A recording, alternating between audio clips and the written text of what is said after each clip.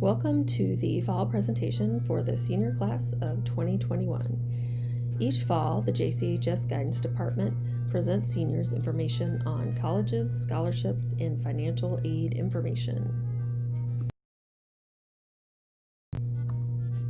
We'll start with college applications. Now's the time to start applying to college if you have not already applied to some colleges.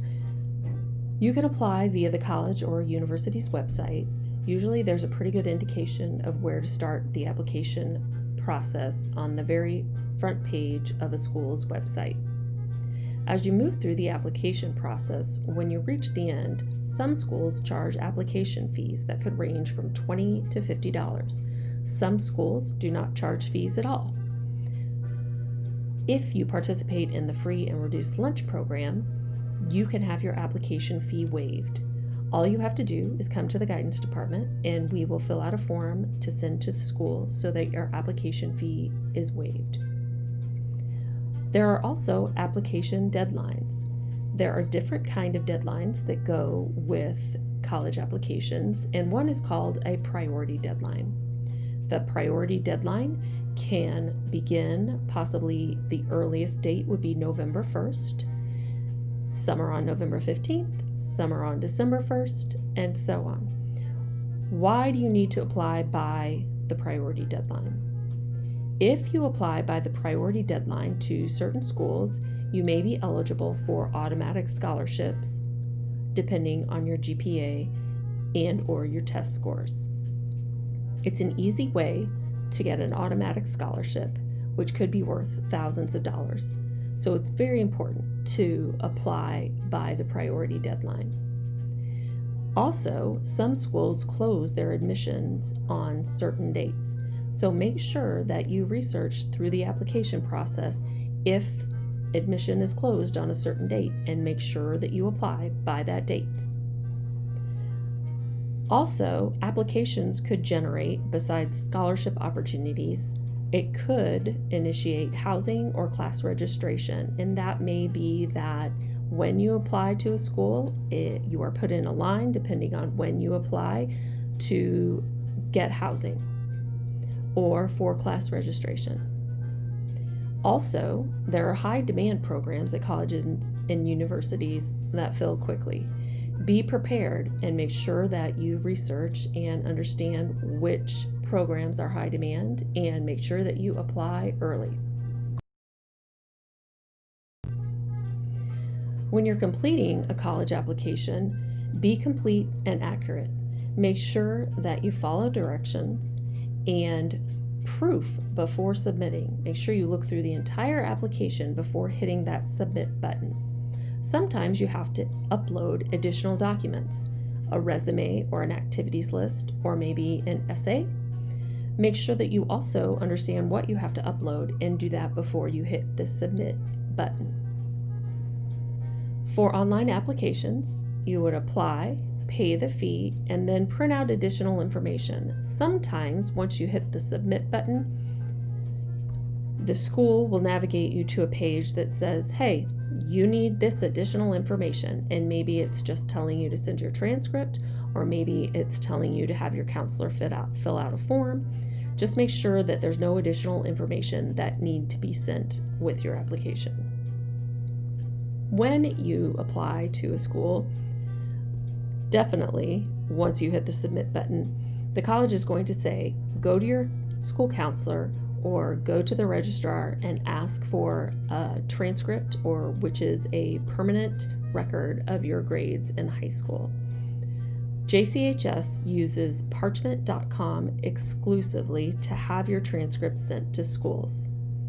All you have to do is go to www.parchment.com, create an account, and ask that JCHS send your transcript to, I would recommend one to your personal email so that you have it in case you are going to apply for a scholarship or another college application scholarship, but also just to know that you have it and you can have a copy of your grades at your disposal. but we will also send them anywhere you ask. Any college or scholarship program, we can send them to any email or any school. Mrs. Davis sent 2 or 3 emails early in the fall that were invitations to create an account on parchment.com. If you search through your emails and look for one of Mrs. Davis's emails, if you click on the link from the email, it will be much easier to create an account because all of your information will be auto-populated. If you just go to Parchment, it's still easy to create an account, but you have to enter all the information yourself. So definitely everyone should go to parchment.com, create an account, and at least have a transcript sent to your personal email just so you know what a permanent record looks like, what your grades look like for all 4 years at JCHS. One thing to note when applying to colleges, if you're applying to SIUE, which many of you do, you can have the application fee waived by any SIUE alumni. There's tons of people at this school, teachers and staff members, who have degrees from SIUE. For instance, I do, Mrs. Chin, Mr. Kimball, Mrs. Thurston, Mrs. Bruno, and several others. All you have to do is ask us, and if you look below, it's siue.edu/refer-a-student. All the teacher has to do is fill out the information and give them your name and address, and your application fee will be waived for SIUE. Definitely take advantage of this if you're applying to SIUE.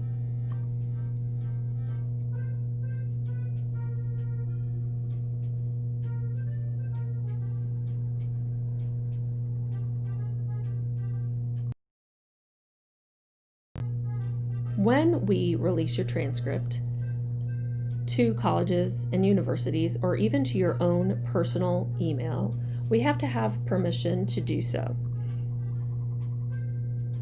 To get that permission, we either have to have your signature in paper form, which you can see on your screen.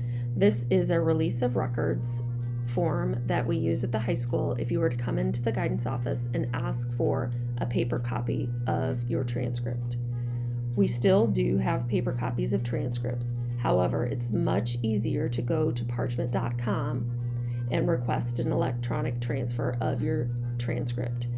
You will digitally approve or digitally sign to release your records through parchment.com, which is the same as filling out the form that you see on your screen.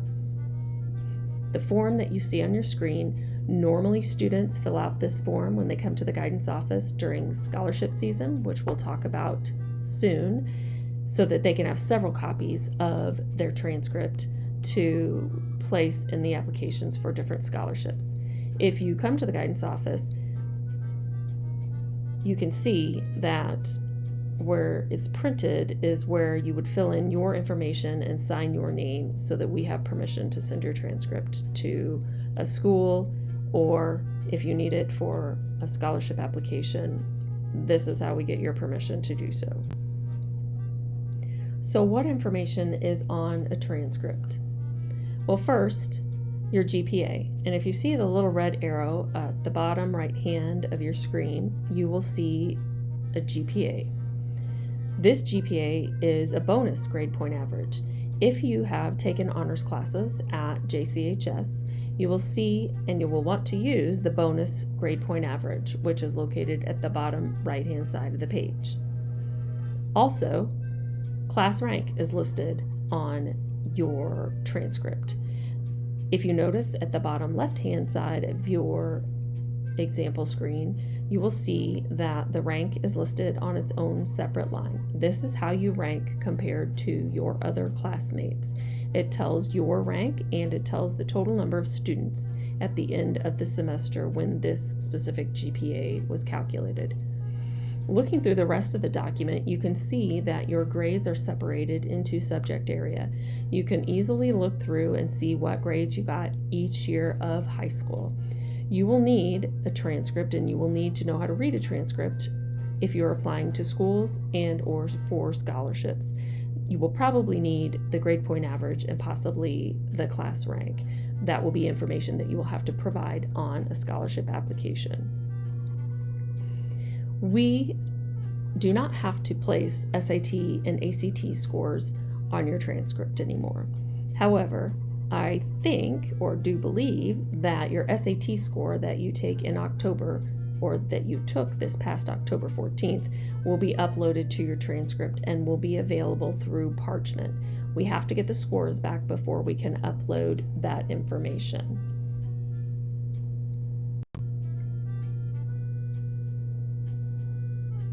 So the SAT score will be uploaded to your transcript once we get the October 14th test scores back.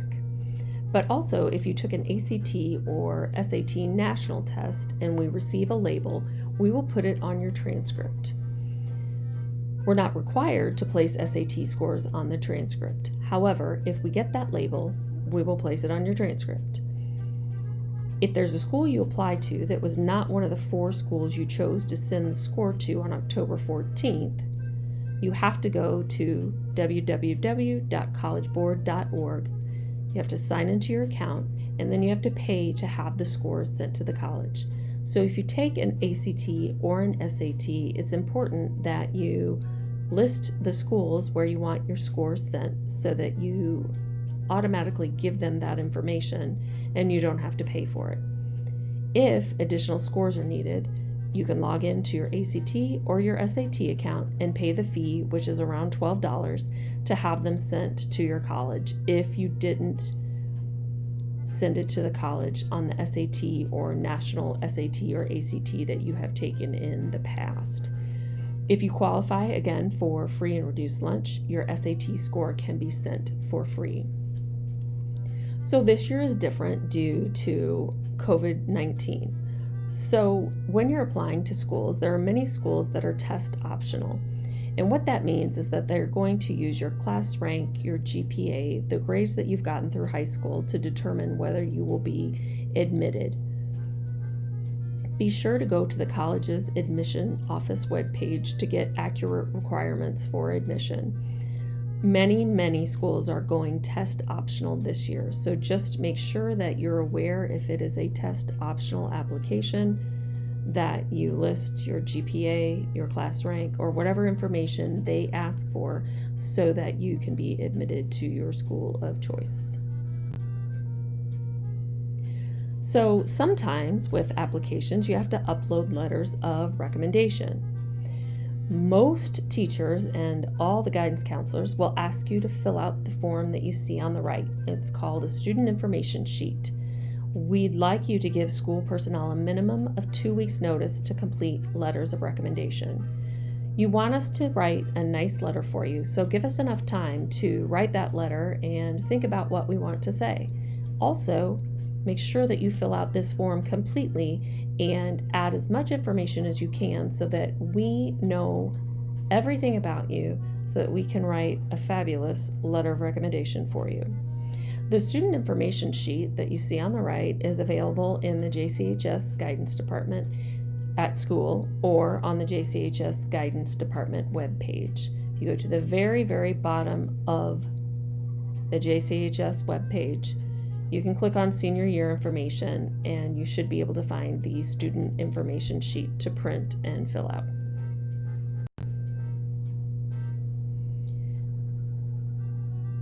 After you have applied to colleges, or even before you've applied, you probably want to know if that is a college you actually want to go to.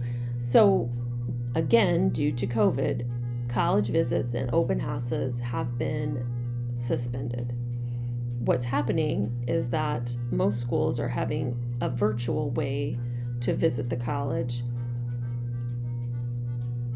Colleges and universities offer visits sometimes on an individual basis, so be sure to check the school's website for information on virtual or in-person visits. 1 day per semester will be allowed for seniors to visit colleges. You can go to the attendance desk and talk to Mrs. Isringhausen, and she'll give you a college visit form.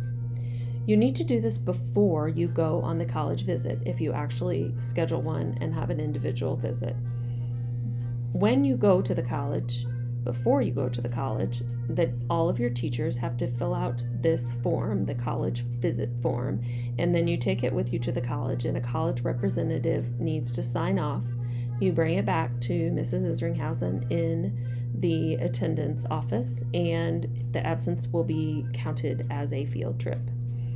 An example, Lewis and Clark held Discover Nights last week and the previous week. Lots of schools are putting that information out there that you can get to it virtually. So be sure to go to the college's website to look for it. Even if you type in open house in the college's search engine, you should come up with something that will give you information about virtual visits or even individual visits to schools.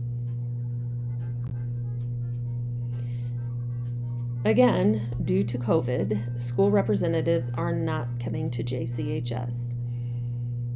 Many colleges, again, are offering the virtual visits via the school's websites. Usually these representatives, they're available via Zoom or Google Meets. Again, go to the college's Office of Admissions webpage to get information about virtual visits, which are one-on-one visits with an admissions counselor if you have questions. Military recruiters are also not visiting JCHS at this time due to COVID. What you can do is contact your JCHS guidance counselor to get the contact information for recruiters in the area.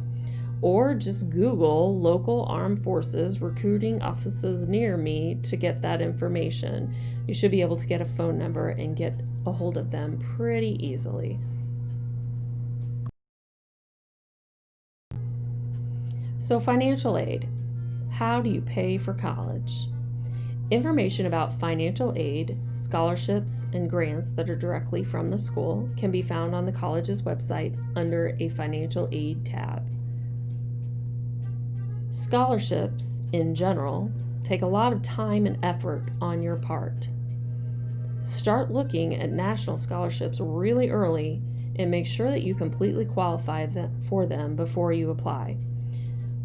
When you apply for a national scholarship, it's national, right? So lots and lots and lots of people are applying for this scholarship. Make sure that you qualify and you're ready to put in your full effort on a national scholarship. Because so many people are applying, if you don't put in your full effort on the application for the national scholarship, you probably won't get it, because lots of people, meaning maybe thousands, they will put in their full effort for a national scholarship. So I don't want to see you waste your time if you don't have to. It's more likely that you'll earn a local scholarship. Local scholarships, maybe 20 students apply for the local scholarships. Sometimes, in some years, only 2 students apply for a local scholarship. So you have a much better chance of getting a local scholarship. And there are tons and tons of local scholarships for Jersey students. A way to find out about scholarships is through the scholarship bulletins that are published by the guidance department. We publish these several times a year, and we also place them on the guidance webpage. And as you can see at the bottom, you can navigate to the Jersey 100 website, Students, JCHS Guidance Department. At the very, very bottom, there's a folder that's called Scholarship Bulletins. If you click on that folder, you'll see that Scholarship Bulletin number 1 is available right now. Now, the scholarship bulletin that we put out or publish is not a full list of scholarships, but it's a list of scholarships that we are sent via email or mail.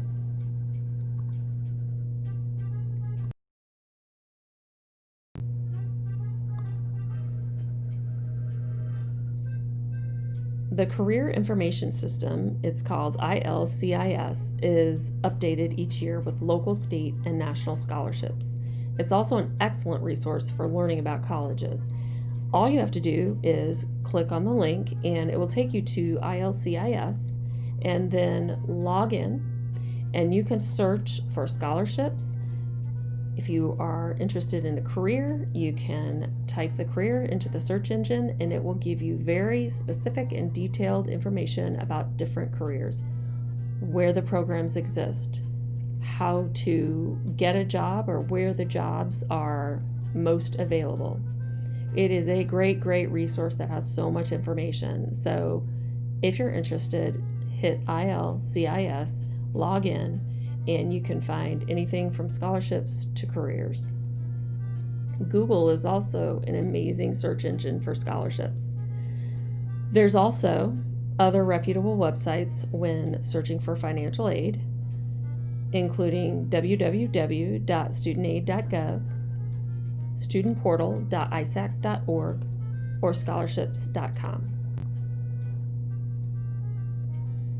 Other ways of finding scholarships could be you or your parents' place of employment, your parents' fraternal or social organization, ROT scholarships, military, child of a veteran, if you're interested in going to one of the U of I schools. There are many different kinds of places that you can go to get information for scholarships. Many schools also, this is something that's new and is becoming more popular, many schools such as U of I and WashU offer fully paid tuition for students whose guardians or parents make less than $60,000 or $75,000 per year.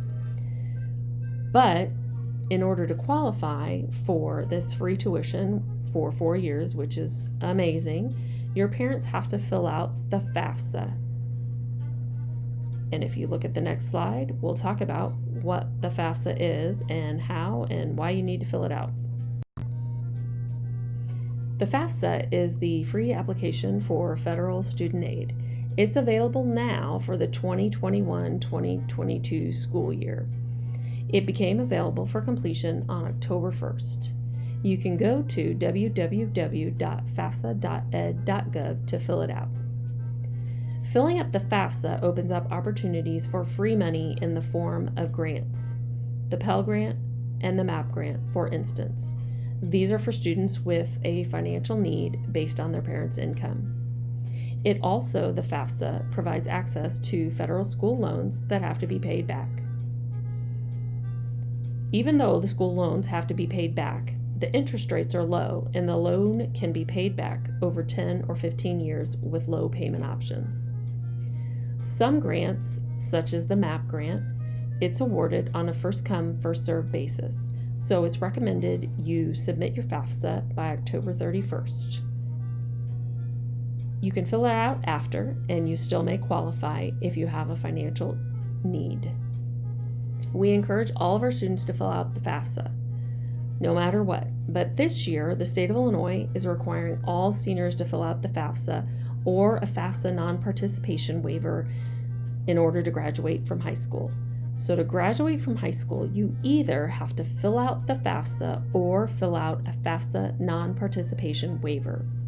That waiver is also available on the JCHS guidance website. If you are not going to participate in the FAFSA, we will have a form, the non-participation waiver, that you will have to sign off stating that you are not going to fill out the FAFSA, and you will then still be able to graduate from high school. If you need help on the FAFSA, filling it out, just in a couple of days, 10/28 at 5:30, we're going to have a virtual FAFSA completion night, and then another again on 11/12 at 5:30. You can call the guidance office and talk to Mrs. Bach, 618-498-5521, and then hit the number for the guidance prompt, and she can get you signed up.